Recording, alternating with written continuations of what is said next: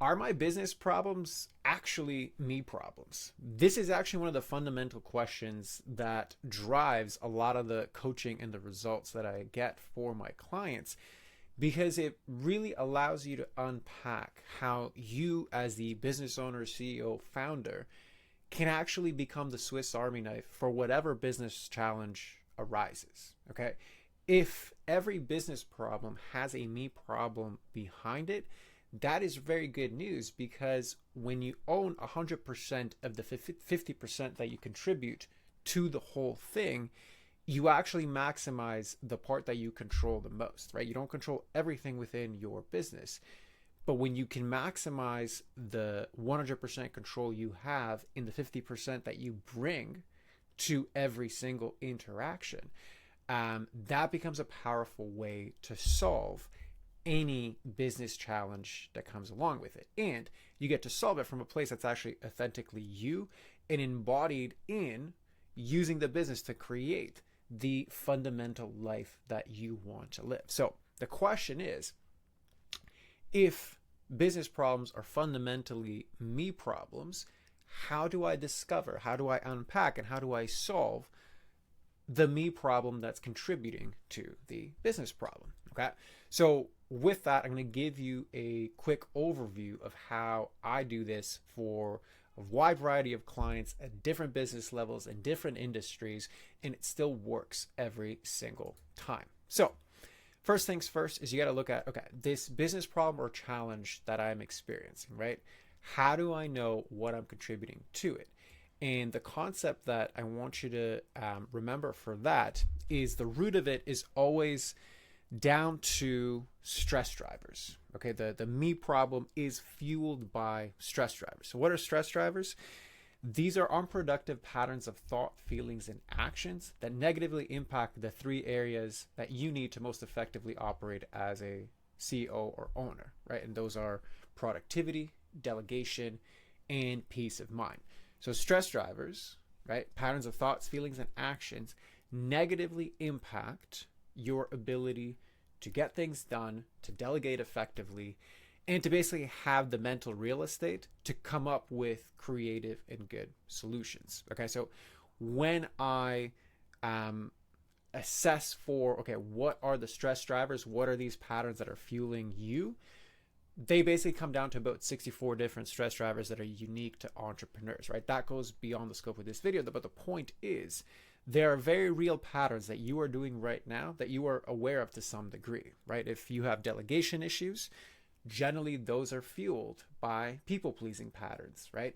Those are the things that are going to cause you stress in delegation. If you can't keep somebody accountable, even though you have the SOPs and processes already set up, that's going to cause you stress because they're never going to be followed. You are then going to have to compensate for that poor work, and that loops and creates and drives the stress that ultimately manifests as some version of a business problem, right? Or if you know that you have a pattern of procrastination, well, you have certain thoughts, you have certain feelings and hesitations, and you have certain behaviors and actions that accumulate to this pattern of procrastination. That is a driver of the stress you can experience from procrastination, either by having to then wait till it's deadline day and then you're all stressed out because you have to complete it at the last minute, or if it's on things that are, important but not urgent, then you create the kind of long form stress of, I'm just delaying this project and I need to get it going because it's going to move my business forward, right? So those are just two examples. Like I said, there's 64 of these in 7 dimensions, goes beyond the scope of this video, but when you understand that the root of all of the me problems behind the business problems comes down to what is driving my stress, then you also understand that what drives your stress is also what creates profit and time leaks inside the business that then manifest as actual business problems, right? Different way to look at this is the two examples that I just used, the people pleasing and the procrastination. Okay. Each of those has ripple effects that leak profit and time, right? If you have an underperforming employee that your people pleasing tendencies tend to hesitate to call them out, well, you are leaking the profit in terms of the checks that you are signing that aren't delivering what you need them to deliver. And there's obviously compensation there. Like you might have to do the work ahead of time. You might have to pay for more overtime. You might have to disappoint a client, right? And then same thing for the procrastination, right? There is a time you're losing in not doing the thing you need to do. And then there is the profit you are losing by wasting a lot of that time and or then having to compensate in overtime, etc. So all of that can actually be calculated. And when viewed in the context of your broader business problems, like you are now connecting what drives my stress is actually what contributes to the business problem that I have.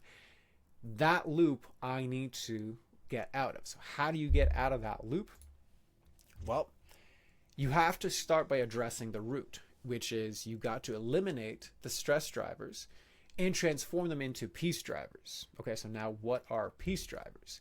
Okay, so they're basically the opposite of your particular stress driver patterns. So whereas stress drivers negatively impact your delegation, your productivity, and your peace of mind, peace drivers are combinations of thought, feeling, and actions that are generally consciously chosen, right? Because your stress drivers, generally, you just kind of pick them up through life.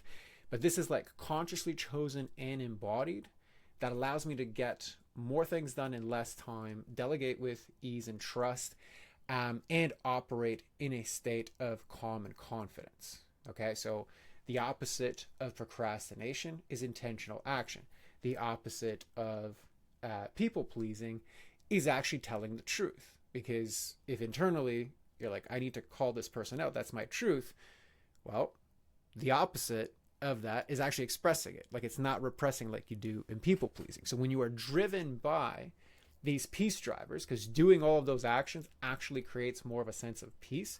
It doesn't mean you avoid like stressful situations. It just means the way that I move through them is one of more peace.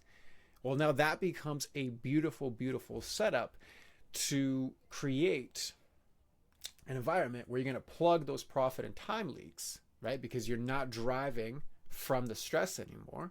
And in turn, you are recapturing that access, the excess of freely available time and profit into redesigning basically your role within the business to be more of a leadership role, and in redesigning the business to be more aligned with what I call stress-free profits and living a life that you can't lie. That is the essence of being a peacefully ambitious CEO, right? And the fundamental aspect to this is instead of being fueled by stress drivers, you are being fueled by peace drivers, right? It is the difference between trying to grow your business to prove that you are good enough versus growing your business because you simply want to create more of the impact that only you can create within your industry, right?